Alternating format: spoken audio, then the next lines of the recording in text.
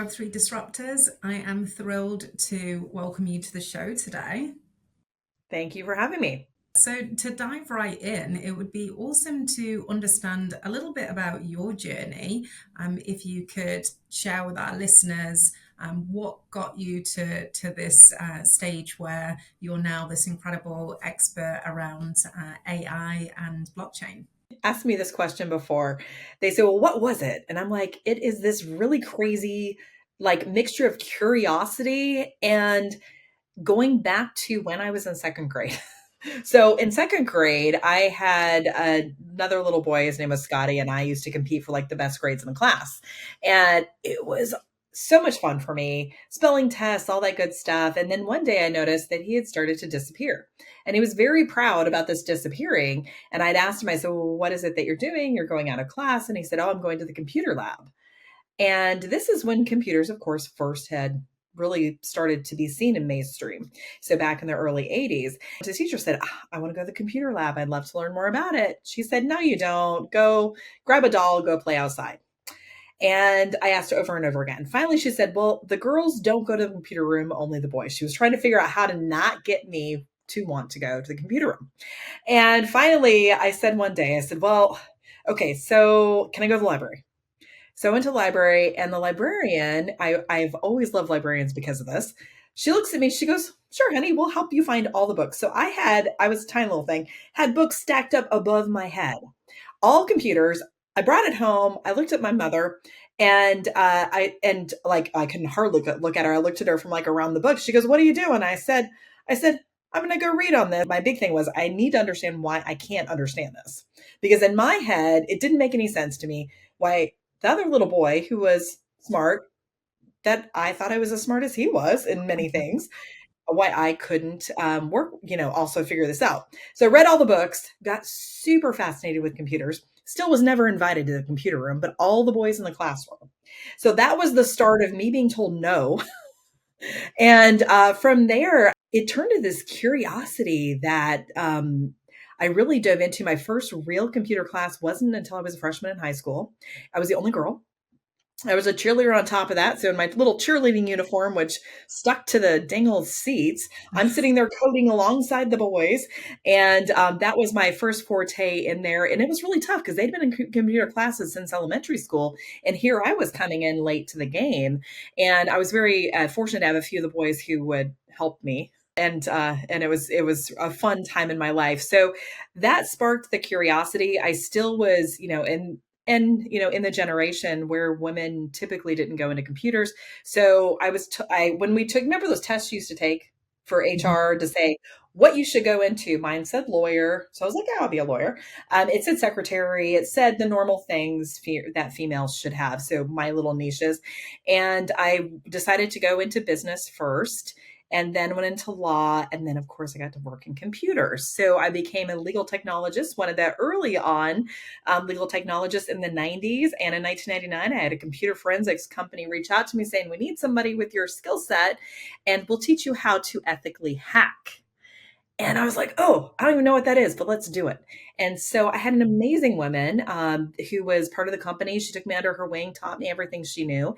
And it started out a career where I ended up working as an expert witness in the courtroom. And I had a team often of about 100 people that would go out to collect data, bring back the data. Then I would testify as to the who, what, where, when on the data. And then the attorneys would argue the why. One of the questions I always got was, did you collect all the data? So I started to do statistical analysis using machine learning, and then realized it could actually help me in my practice to be able to organize the data. And then from there, I decided that after I saw Watson win Jeopardy back in 2011, I thought, you know what? I'm just going to go full in. AI must be my answer to my question. So at that point, I like scrambled, interviewed with IBM, took about 4 months because they didn't quite know where to put me. And they brought me in. My first day, I was really fortunate. I met one of the SVPs, super cool guy. I was so ignorant at the time at how big companies worked. I had already built a 150 page business plan to build a whole, what I called Watson Legal. So when he asked me, so what are you here for? I said, I'm going to build Watson Legal. And he goes, "What is that?" I was like, "Here's my plan."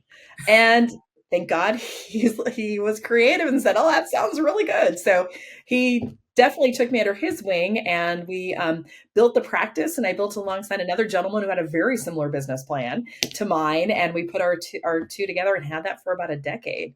So that's really where my interest in AI started. But I will say AI is not the only answer.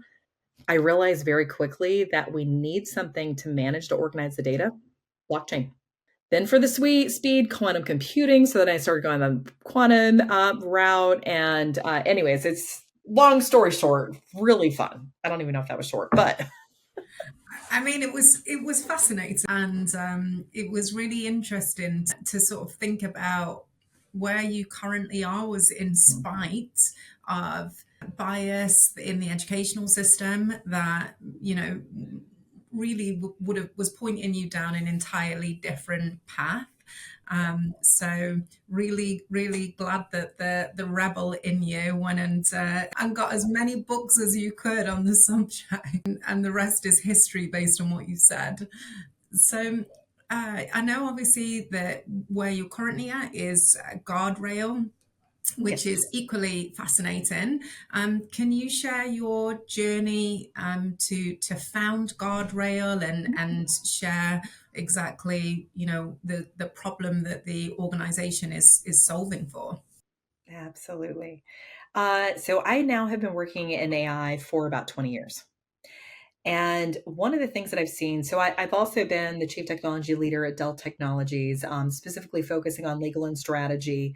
I've worked at ServiceNow, working in the cloud. I was their AI lead for the federal government. So I've had some of these really neat corporations that are massively problem solving in my background. One of the things that really concerned me though is with AI in general, we have so there's so many wonderful things AI can do for us. So the future is extremely bright. But I've also seen 20 years worth of issues that AI can cause if you don't put those guardrails around it. And it's very hard to, unless you've been trained in AI and can see the issues that it's causes with misinformation and disinformation specifically, then you don't understand until you've been working in it and go, oh, wait, I was just caught because that was misinformation that it gave me, but it was so confident in the way that it provided that information to me. So it served it up like it knew what it was talking about, but it was a hallucination or it was misinformation, disinformation.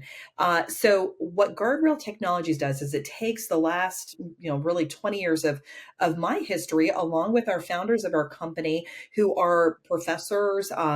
Many of them have been working on these products with the company for about 5 years. I joined them last year, but we have something that is extremely powerful that if you were to even speak to me at IBM, it would have cost $20 million dollars for you to start to put even a small system in place. Here, this has been sent out to the masses and it was anyone could use it. It was Mhm. free, which is awesome. So it's kind of like that internet explosion back in 2011, where we started to go through the fourth industrial revolution. This to me is the fifth industrial revolution. There's a little argument as to when it started. I actually think it was November 22nd, 2022, when ChatGPT came on the market. Mhm. And that's really recent. The AI systems of old, and compared to the AI systems that we have today with the Gen AI, the older ones were deterministic.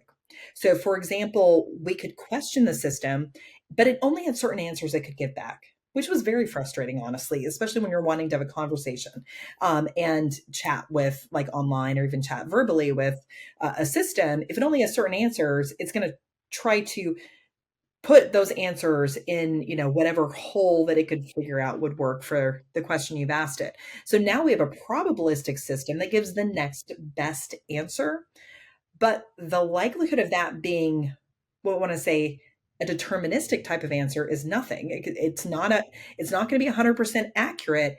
It's going to have levels of varying of accuracy, depending on the question that was asked, but then also on the response itself. What AI is in general is especially Gen AI, a response system to all of our combined collective knowledge in, not all the world, but much of the world, our collective knowledge to be able to question that and receive it back. Now, that includes very intelligent people, but it also includes very questionable people and also people who have bad intentions. It's Mhm. everyone's data. So it's the collective of all of us. It's going to have lots of painful issues. So we've built a system, and this was extremely important to me. And that's one of the reasons I left Dell was to say, okay, we've got to jump in. We've got to jump into AI, put some of those responsible programs in place, hence guardrails, to help people maneuver in using AI, use it for its positive side, but protect your prompts when you get it. Make sure that you're not asking the system things that shouldn't be asked. Don't, treat your AI. It is a living collection of data that always learns from us. So treat it as a living collection of data that you don't want to send it really bad information because it's going to learn, it's going to then repeat that over again. But on the backside, even more importantly, is also fact checking and making sure that you've got a checks and balances system. And then, anyway, so we can talk further about some of the other stuff that we've developed, but that is so important to me. Yeah. So, Mhm. so who's the user for Guardrail, and what's typically the sort of tipping point where they sort of feel and know that they need this product within their organization?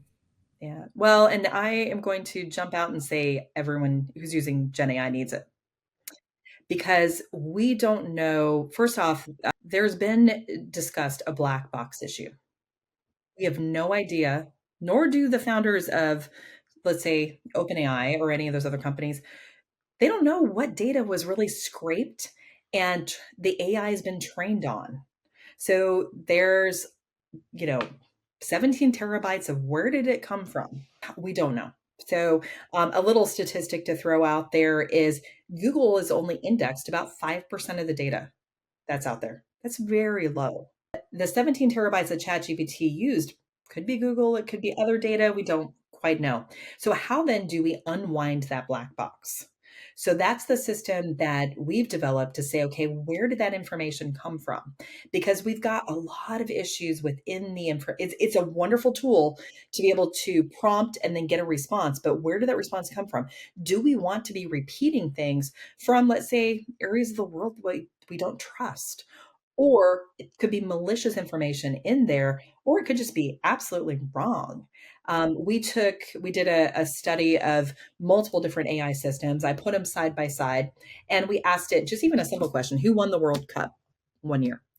All four that I had up at that time said different things. So what we've done is built a system called Fact Checker that checks those facts down to the like what we call assertion. So when it says something, it's what is it may say 10 different facts within its response.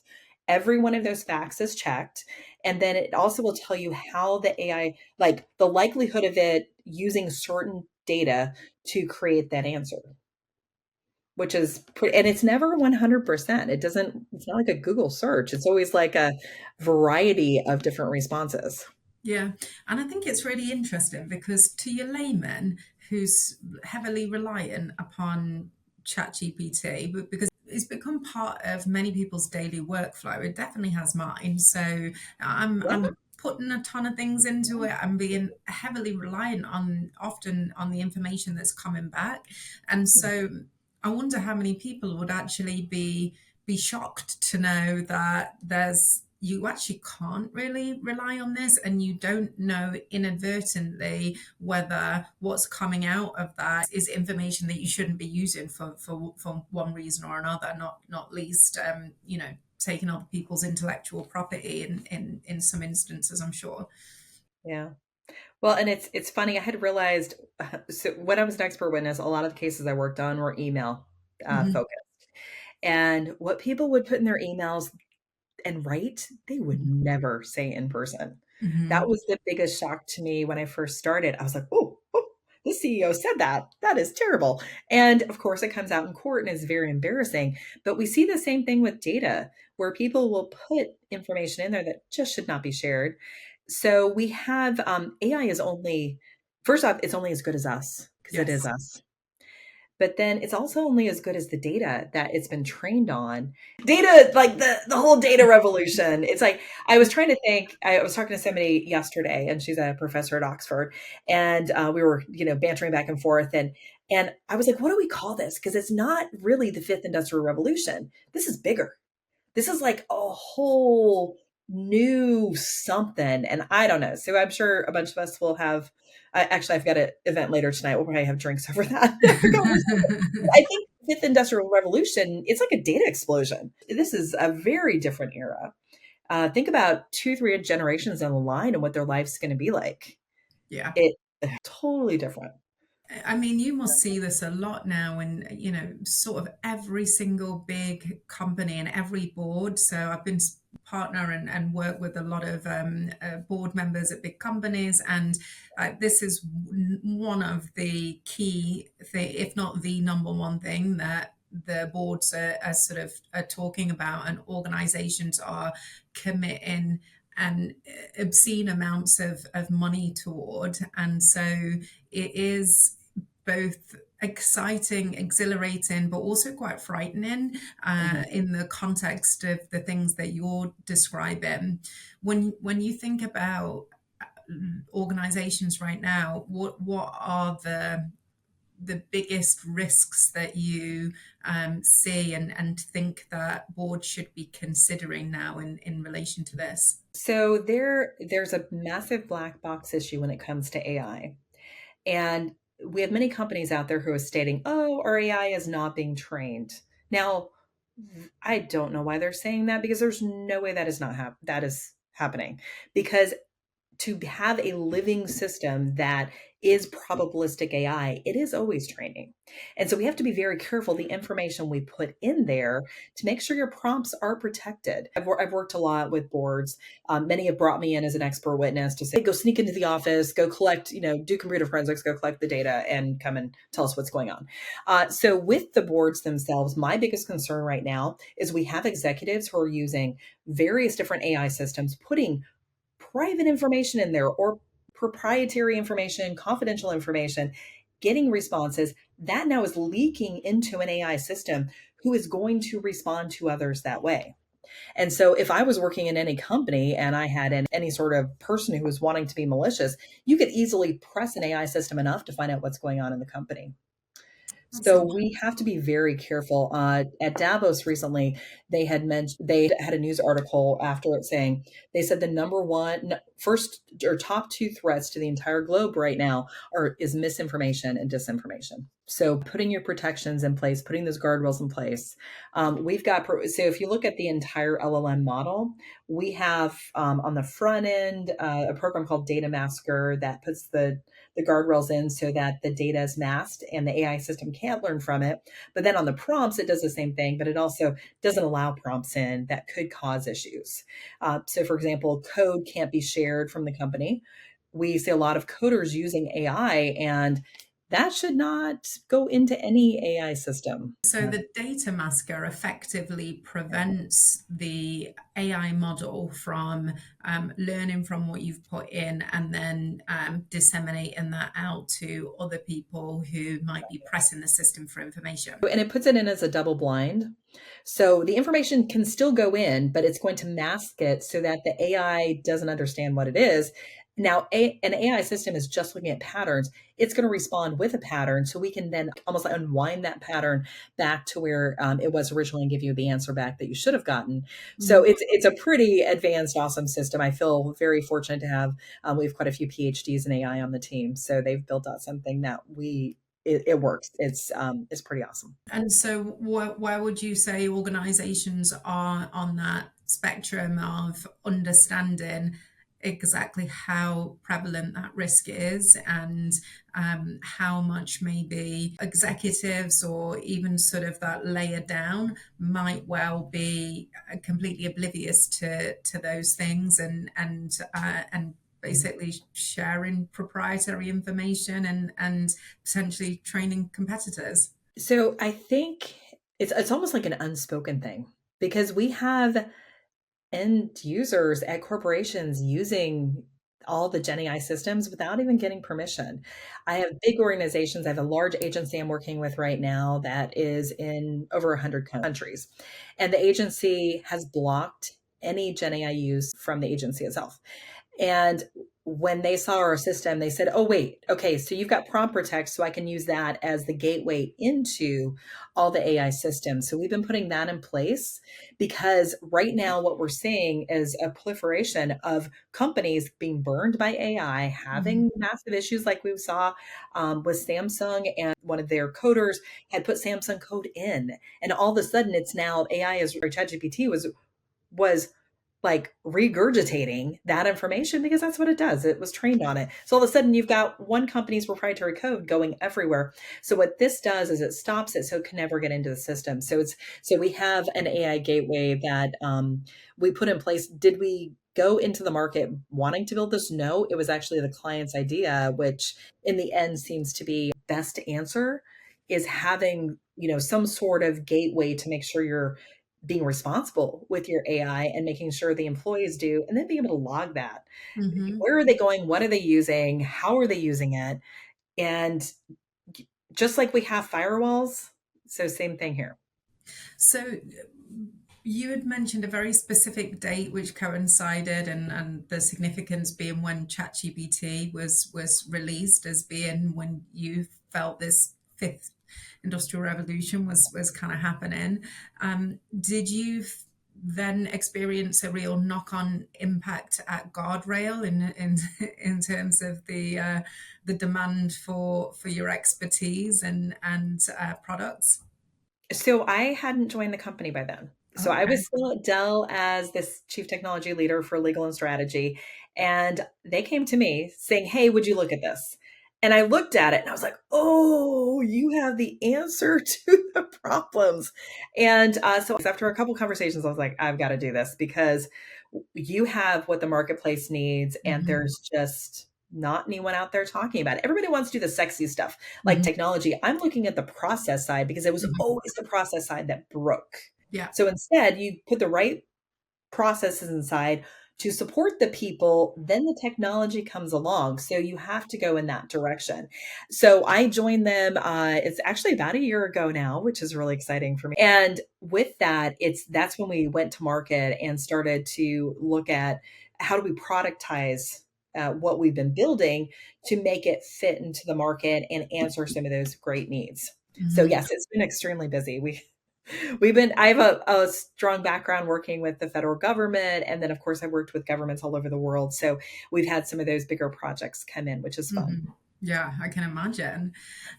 Thus far, we've talked a lot about the risks, and so with progress and innovation, the balances. People always want to talk about the good stuff, and they don't want to really think so much about the risk. But obviously, particularly when we consider the ramifications of not addressing those risks, it has to be a massive part of the conversation and consideration.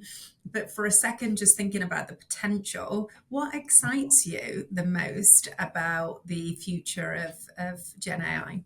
The solving some of the problems. One of the programs that we're a part of is called Vici. And that is actually a really cool program that is for healthcare.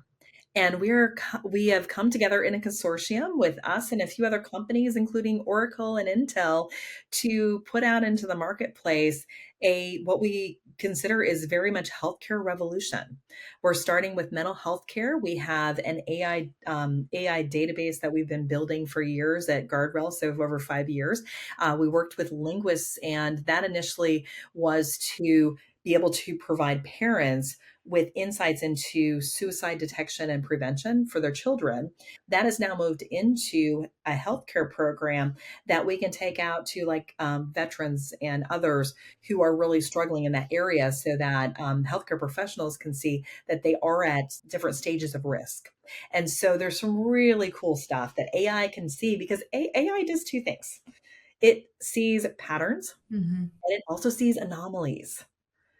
That's why when I was working with attorneys and judges, I had this really cool system that I built that had these like, can you imagine like little mountains? Yeah, yeah. And every time something was weird and anomaly, it went high in the mountain.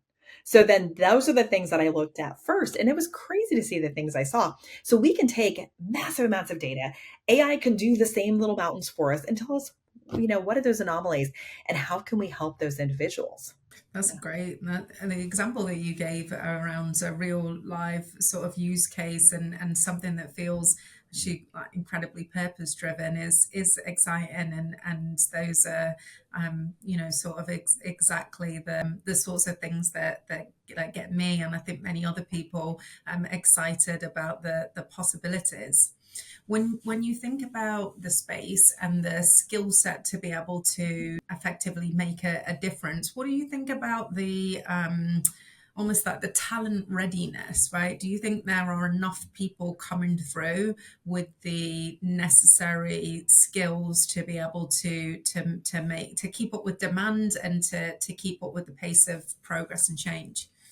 So that's actually something I'm here in London because I'm about to go speak on that specifically.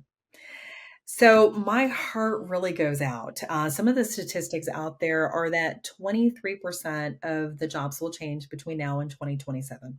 That's not very far off. No, not at all. We also have 44%, and these are statistics coming from the World Economic Forum. So 44% of jobs will need to be reskilled. So we need to start looking at our employees right now and say, and they've got all these statistics out there. You can pull these reports or even just text me and link and go to Yeah. LinkedIn and text me or Yeah. whatever. I'll send out this information. But there's these wonderful reports that says, okay, these are the jobs that are likely to change, and here's how to reskill the teams. I had a really cool program at IBM that everyone had, and it had these bubbles, and so you'd put in your resume and all of your skill sets, and it would tell you the bigger your bubble was, the more future facing your job was. So, of Hmm. course, I would go in and go, okay, I want a really big bubble. So, what do I need to learn next? So that's why I went into quantum. I also got involved in quantum computing Hmm. because AI at that point was taking a little bit of a downturn. And so they're like, blockchain and quantum computing makes sense for you to go into. So we started to see some really cool AI being able to be used for that, to Hmm. make these bubbles to say, okay, here's where your employees should go next. So for me, I have a huge concern. I think we are starting to see a gap already. I was talking to my brother works at ServiceNow on their AI quality team, and he was mentioning to me. He said even for him, he's starting to see a gap with everyone he's talking to. He's like he uses AI every day, Yeah. but there are of course other people that he's working with, and then clients that aren't using AI. And he said they're working longer hours. They're not getting as much job satisfaction, but they don't know how to use a system. So you have a whole group who is kind of scary. Yeah. They don't know how to use it nor are using it correctly.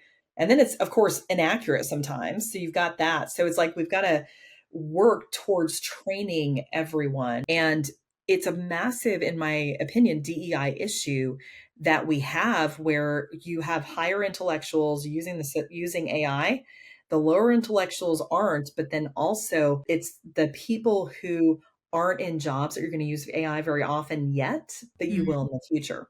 So we're going to have a huge disparaging issue here in the next 3 to 5 years. Yeah. What do you think the solution is, Shawnna?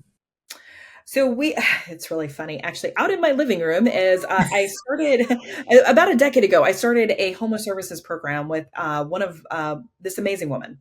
So her name is Mary Downey, and Mary and I are sitting here in London as we're going to be talking about homelessness and how we manage through. So we started our nonprofit back in 2011. We've helped over 100,000 people get through the fourth industrial revolution and have be reskilled and go from jobs to homelessness to now back to jobs again. We are very worried about that 100,000 again Yeah. going from a job to homelessness. So that influctuation we've got to stop, and we've got to figure that out now.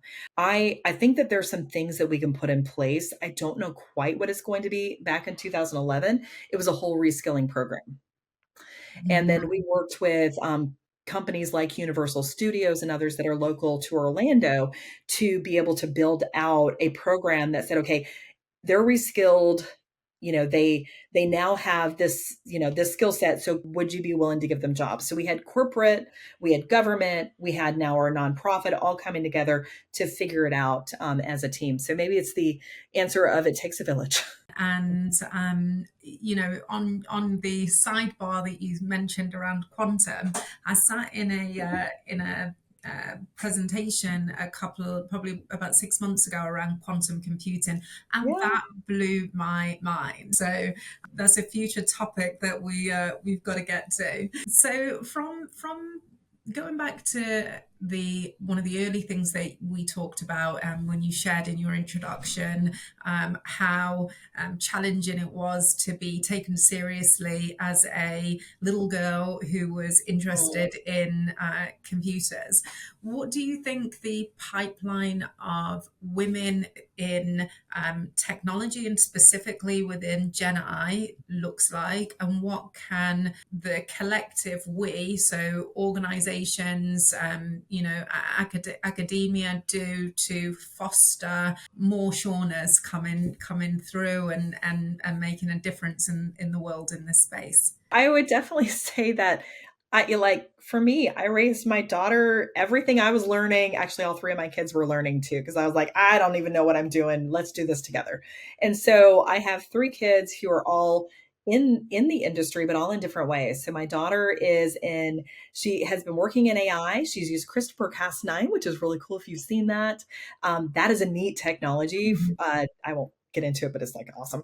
That uses AI and can really make differences for our genetics going forward. She's used that in her day-to-day workplace, and she's going to medical school. So we know Wow. that she will be doing robotic surgeries. You know, she's newly going to medical school, so by the time she graduates, it's going to be a very different world out there. And then my youngest is robotics engineer. My middle child is a cryptocurrency trading expert and loves blockchain. Creates his own NFTs. So I think that so many of our children have grown up in the industry that this is a norm for them. Some of the concerns that I have is some of the adults don't realize how smart these kids are. Yeah. They've been on phone, like my kids were on, smartphones when they were 2. Yeah. I saw I my mean, 11-year-old putting his homework into ChatGPT the other day. and so this is my one thing with education. We have to do one thing, and that is to not hold them back from using the AI systems. Yeah. They need to learn how to use it because they're going to be using it at work. And Mhm. so it was funny because I told my son, and my son goes to an engineering, like high school specifically Mhm. for Yeah. robotics engineering.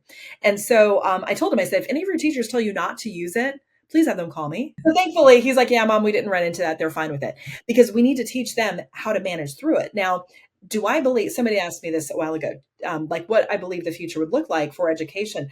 I do believe that we will have courses where everyone organically agrees we will not use AI. And those will be specialized courses for people in their masters and PhDs Mhm. because we need to train the who are going to be our workers today or tomorrow. We need to train them in these systems today. So we have a student version of everything that we've been building that we're working on. It's going to be launched through Professor Bridge Smith at Vanderbilt.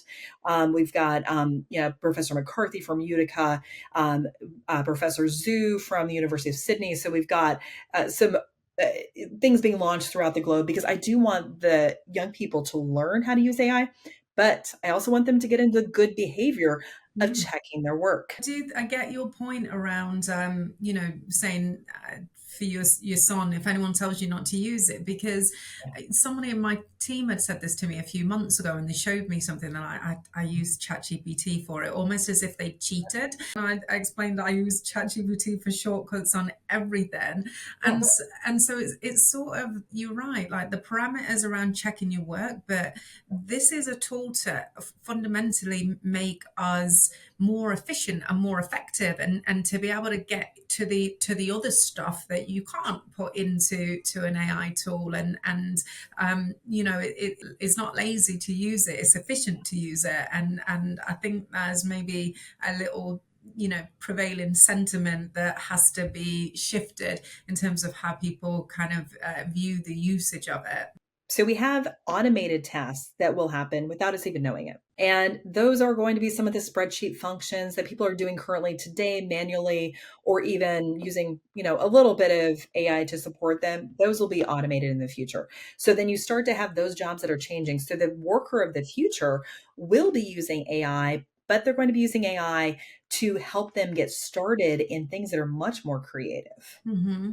So I mean, can you imagine being a medical professional in the future and being able to chat with a chat bot to say, okay, here's what I'm seeing, because we always have that empathy. We have to have the human in the loop. But being able to chat with a system that is always consistent, will always give answers no matter how tired it's going to, but it's always going to be consistent, provide those answers to us and give us other scenarios. I had Mm-hmm. the craziest thing happen. I was working with the US Army War College years ago, and one of the soldiers had said, ma'am, it was Watson at the time. Watson finds weird things. What did Watson find for you? Watson found the financier of a terrorist cell. But it was because he, as the human soldier, put a question in to the system with all this data, said, hey, show me all this. And he goes, oh, that's a weird anomaly. So we use AI as an exploration tool. So as he started to question the system back and forth, they found a financier of a terrorist cell. They had no idea it was connected at all. Wow. AI, but without AI, Mm. to see that anomaly, like Yeah. we're too tired. It can. It's not smarter than us. It is No. us. Mm.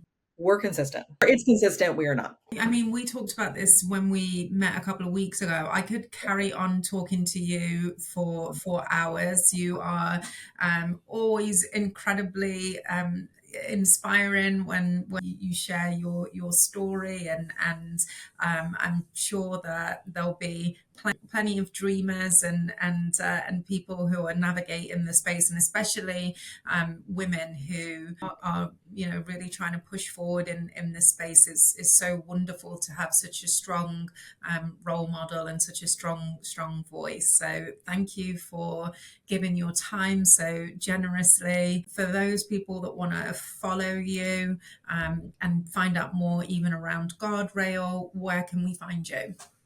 So LinkedIn is easy, or you go to our website. So we are www.guardrail.tech. Okay, we'll add that And into the show yeah, notes.